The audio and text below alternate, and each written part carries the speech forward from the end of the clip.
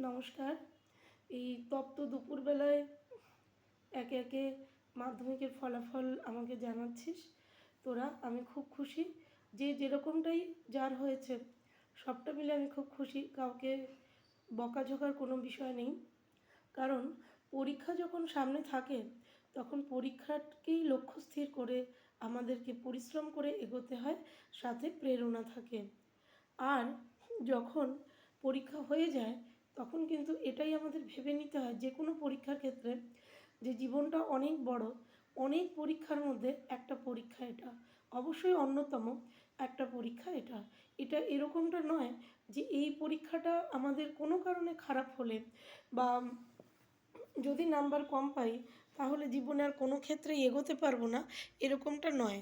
ভগবান এরকম শাস্তি কাউকে দেয়নি, সকলের জন্যই আলাদা আলাদা ব্যবস্থা ভগবান করে রেখেছেন। তো সেই ব্যবস্থাটা কি সেটা বুঝতে গেলে আমাদেরকে প্রথমে কি করতে হবে, নিজেদেরকে জানতে হবে যে আমি কি চাইছি, আমি কি চাই। আমি হয়তো সায়েন্স, আর্টস এবং কমার্স এর বাইরে গিয়ে কিছু চাই। আমি নিজে কোন বিষয়টা নিয়ে চলতে চাই, কোন বিষয়টা নিয়ে চললে আমার প্রফেশন, জীবিকা এবং আমার যেটা হবি সবটা মিলেই আমি এগোতে পারবো, আমার ভালো লাগা কাজ করবে। শুধুমাত্র কেউ আমাদেরকে জোর করে ধরিয়ে দেবে না। এইগুলো নিজেদেরকে একটু চিন্তা করতে হবে ঠান্ডা মাথায় বসে, তারপর আমাদেরকে পরবর্তী যে আমাদের বিষয় নির্বাচন সেটা করতে হবে। যারা খুব ভালো নাম্বার পেয়েছিস তাদের মধ্যে যারা যারা ইচ্ছুক তারা সায়েন্স পাবি, যারা বিজ্ঞান বিষয় নিয়ে পড়তে চাস। কিন্তু যারা বিজ্ঞান বিষয় নিয়ে পড়তে চেয়েও হয়তো খুব ভালো নাম্বার তারা অর্জন করতে পারেনি, তাই হয়তো তারা বিজ্ঞান বিষয়টা পাবে না এই মুহূর্তে। যদি এরম ক্ষেত্র হয়ে থাকে তো সেটা কিন্তু যে আর কিছুই আমার দ্বারা হবে না এরকমভাবে ভাববার কোনো কারণ কারোর জন্য নেই। প্রত্যেকের জন্যই আলাদা আলাদা বিষয় আছে, যেটা আমরা চিন্তা ভাবনা, মেডিটেশন এসবের মাধ্যমে আমরা নিজেদের ভালো লাগাকে খুঁজে পাই। তখন বোঝা যায় হ্যাঁ, এই কাজটাকে সুন্দরভাবে করবার জন্যই আমি পৃথিবীতে এসেছি, আমি এই কাজটাই করতে পারি। কিন্তু কেউ ধাক্কা দিয়ে তোমাকে একটা ঘরে, সায়েন্সের ঘরে বলো বা কোনো ঘরে ঢুকিয়ে দেবে, সেই রকমভাবে পড়াশুনো কিন্তু হবে না। আমি তোদের রেজাল্ট পেতে পেতে তোদেরকে অনেক জ্ঞান দিচ্ছি বলে অনেকের মনে হবে, আসলে তোদের না, অভিভাবকদেরও বলছি। কারণ প্রত্যেক বছর এই রেজাল্ট বের হয় যে দিনগুলোতে, সেই দিনগুলো আমারও মনে হয় তোদের সাথে সাথে আমারও রেজাল্ট বেরিয়েছে। কারণ 2004-এ আমি যখন মাধ্যমিক দিই সেই দিনটার কথা প্রত্যেক বছর আমার মনে পড়ে, এবং প্রত্যেক বছর ওই রেজাল্ট বেরোনোর আগের দিন রাতে সারা মানে সারাটা যে ছুটির পিরিয়ডটা আমরা ভয় করিনি, আনন্দ করেছি, কিন্তু রেজাল্ট বেরোনোর আগের দিন রাতে যে একটা ভীষণভাবে শির দাঁড়াটা ঠান্ডা হয়ে যাচ্ছে এরকম একটা অনুভূতি, সেটা যেটা আমারও হয়েছিল, আমার আগেও অনেক মানুষের হয়েছে, আর তোদেরও যে হয় সেটা আমি প্রতি বছর নিজের মাধ্যমে ফিল করি। কারণ তোদের ওই অনুভূতিটার সাথে যেন আমি চলি। তো এইটা বলছি। দ্বিতীয় কথা হলো, একটু অভিভাবকদের উদ্দেশ্যে কথা বলবো, তোদেরও বলবো। কোনো বন্ধু যারা ক্লাস 10 অবধি, আমরা দশম অবধি পড়াশুনো করেছি, হয়তো ক্লাস 11-এ অন্য স্কুলে যাব, কোন সাবজেক্ট পরিবর্তনের জন্য অন্য স্কুলে গেলাম ধরো, কিংবা সাবজেক্টটা চেঞ্জ হওয়াতে সেই বন্ধুর সাথে সহজে সবসময় দেখা সাক্ষাৎ হবে না, কারণ পড়াশোনাটা তো আগে, সেটা বাঁচিয়ে তারপরে বাকিটা। তো সবসময় তার সঙ্গে দেখা সাক্ষাৎ হলো না, কিন্তু ধরো হয়ে গেল। কিংবা ধরো কোনো বন্ধু সে একটা কালচারাল প্রোগ্রামের সাথে জড়িত ছিল আগে, কিংবা এখন হয়েছে, কিংবা যাই হোক তোমাকে ইন্টারেস্টেড করতে চায়। আমি এই অভিজ্ঞতাগুলোর সম্মুখীন হয়েছি। অনেক অভিভাবককেই বলতে শুনেছি, না না ও তো যাবে না, তুই যা, ও তো পিওর সায়েন্স। এই যে একটা কথা, ও তো পিওর সায়েন্স মানে আপনার সন্তান পুরো বডিতে সে পিওর সায়েন্স নয়, বিজ্ঞান নিয়ে সে শুধুমাত্র পড়ছে।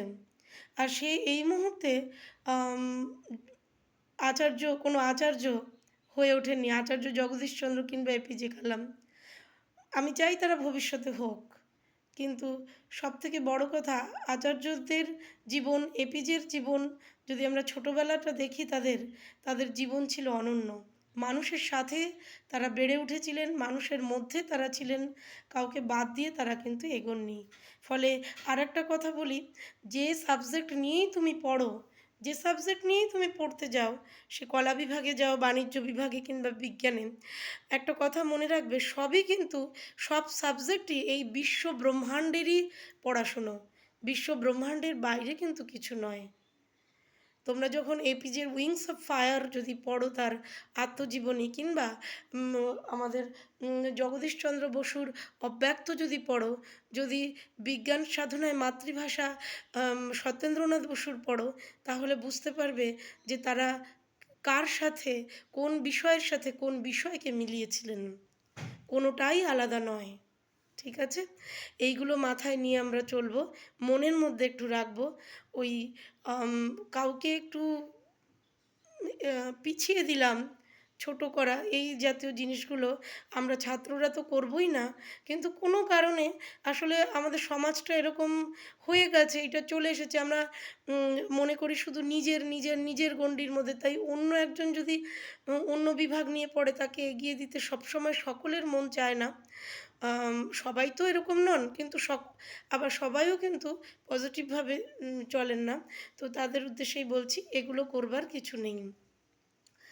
আর আরও একটা বিষয়, হ্যাঁ, যারা ভালো করছে, অনেক সময় লেখা হয় ও তো ধান গাছ চেনে না, ও তো পাট গাছ চেনে না, ও তো ওই আম গাছের পাতা দেখেনি, ওগুলোও লিখবেন না। যে ভালো করেছে সে তার অধ্যাবসা দিয়ে ভালো করেছে, পরিশ্রম দিয়ে ভালো করেছে, সে ভালো করেছে, তাকে আমরা আমাদের তরফ থেকে খুশি দেব, শুভেচ্ছা, অভিনন্দন দেব। যে ভালো খুব একটা করে উঠতে পারেনি, হয়তো বয়সজনিত অন্যমনস্কতার জন্য, যাকে আমরা বলি ফাঁকিবাজি, তাকেও আমরা বলবো ওই কথাটাই, বিশ্ব ব্রহ্মাণ্ডে তোমার জন্য নির্দিষ্ট করা কেরিয়ারের পথ আছে। তাই তুমি এবারে হয়নি, পরবর্তীবারে হবে, আর হতেই হবে, কারণ মানুষ কখনো বিফল হয় না, মনুষ্য জন্ম কখনো বিফল হয় না। ঠিক আছে, সকলে ভালো থেকো। 11-এর ভর্তি হওয়ার আগে নিজেদের বিষয় নিয়ে নিজেরা ভেবো।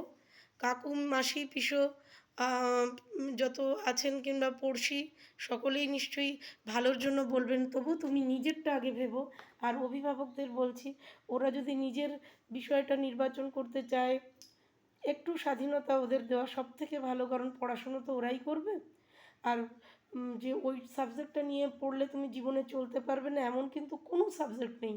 সমস্ত বিষয় নিয়ে যদি আমরা চলবার চেষ্টা করি, সেটাকে নিয়ে ভালো করে অধ্যাবসায় করি, তাহলে সেই বিষয়টা থেকেই জীবিকার ক্ষেত্র বেরিয়ে আসে বলে আমার বিশ্বাস।